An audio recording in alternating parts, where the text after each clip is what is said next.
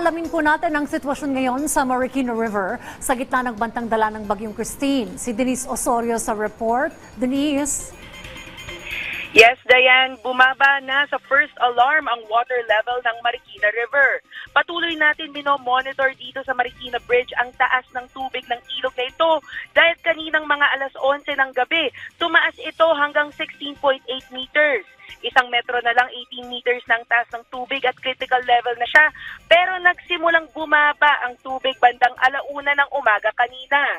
Dayan, ang ibig sabihin ng water level ay yung lalim ng tubig ng ilog at kinakailangang i-monitor ang pagtaas nito upang makalikas agad ang mga maapektuhang tao na nakitira malapit sa tabi ng Marikina River.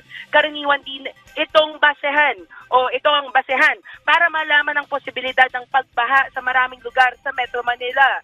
Sa ngayon, Dayan, nananatili sa 15.4 meters of first alarm pa rin ang water level ng Marikina River at all gates open ang status ng Manggahan floodgates.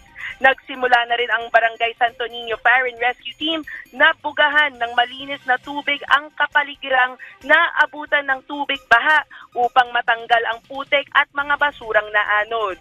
Samantala, inangat na ng National Disaster Risk Reduction and Management Council ang heavy rainfall warning level sa National Capital Region at inaasahan ang light to moderate rainfall with occasional heavy rains sa Metro Manila. Yan ang pinakauling update mula rito sa Marikina Bridge. Balik sa'yo, Dayan. Maraming salamat, Denise Osorio.